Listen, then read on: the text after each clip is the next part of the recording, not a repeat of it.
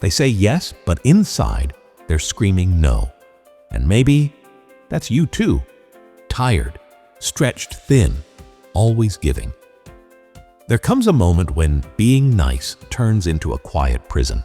You nod, agree, help, support, while a small part of you disappears each time. Why? Because you're scared of letting someone down. You're afraid of seeming selfish. You were taught that love means sacrifice. But what if I told you this? Sacrifice without boundaries isn't love. It's self-abandonment. You don't have to say yes to everything just to feel worthy. You're allowed to protect your peace, your time, your soul. Tell me, when was the last time you said yes and immediately felt regret? Let's talk about it. Guilt is a master manipulator. It makes you believe you've done something wrong, even when you're just protecting your boundaries. Where did that guilt come from?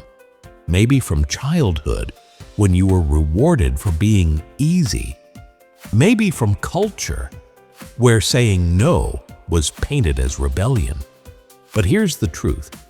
The guilt was never yours to carry. You're not hurting people by setting limits. You're helping yourself survive. And slowly, you're learning to recognize the difference between guilt and growth. Let's talk about it. Growth feels uncomfortable, but freeing. Guilt feels heavy, but familiar. Which one have you been confusing? You deserve clarity.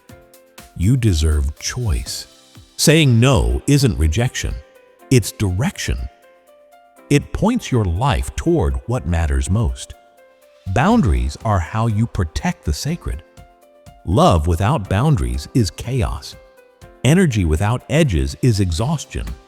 Time without intention is theft of your own purpose. You're not here to be consumed. You're here to be whole. And boundaries, they're not walls. They're bridges to honesty, to trust, to self-respect. The people who love you will learn to honor your no. And those who don't never really valued your yes.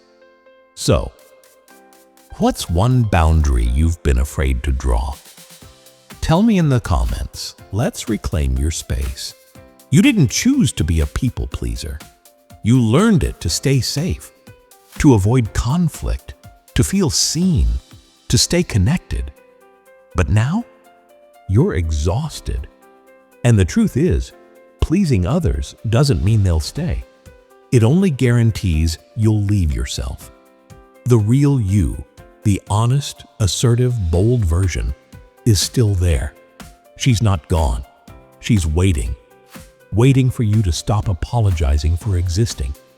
Waiting for you to stop saying it's okay when it's not. Waiting for you to finally say, enough. What would happen if you stopped editing yourself to be loved? Wouldn't that be freedom? Just because they ask doesn't mean you must give.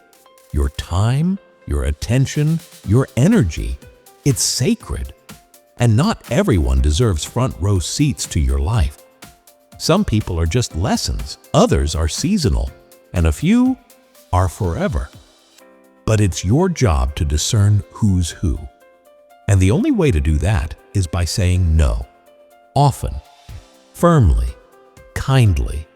Protect your peace like you would a fragile glass house. Because when you constantly give yourself away, you're left living in ruins.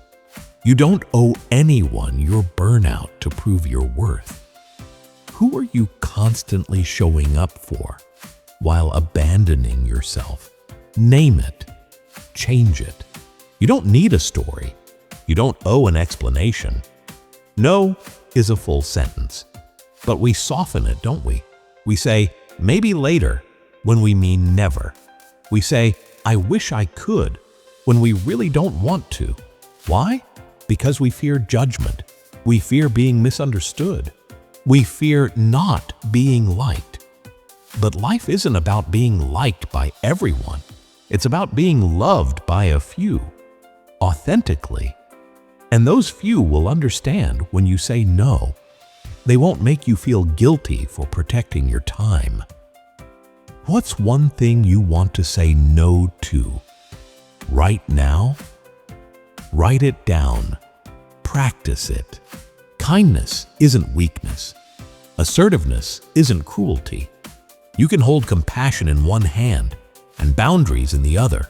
It's not either or. You're allowed to be warm and clear, soft-spoken and strong, loving and honest. Being kind doesn't mean being a doormat. Being assertive doesn't mean being rude. It means honoring your truth while respecting others. That balance? That's real emotional maturity. You teach people how to treat you every time you speak up or stay silent. So, what kind of teacher do you want to be? Let me know in the comments. Your fear of saying no didn't start yesterday. It started when you were young, when love felt conditional, when approval meant survival, when silence meant safety, when people-pleasing became a shield. But that child, they're not in charge anymore. You are. You can listen to their fear without obeying it. You can offer them safety by choosing truth. Every time you say no today, you're healing the version of you who never could. So say it gently. Say it firmly. Say it without shame. What would the younger you need to hear right now? Speak that truth for them. Every no is a yes to something else, to rest, to creativity, to alignment. When you stop watering every garden, your own flowers finally bloom. Your time becomes yours again. Your energy starts to return. You realize not everything is your responsibility. That weight lifts, and suddenly you breathe easier because you've remembered who you are beneath the noise. And in that remembering, you rise. Not bitter, not angry, but awake. So what life are you ready to reclaim? Once you start saying no, it's waiting. This is it. Your permission slip, your turning point, your quiet revolution. You don't need anyone else to understand. You don't need applause or agreement. You just need truth and the courage to live it. Because the most sacred thing you'll ever protect is your own soul. You are allowed to choose yourself, even if it disappoints others. Say no with love. Say no with power. Say no so your yes actually means something. Share your journey below. Your truth might awaken someone else. This is your moment. Own it.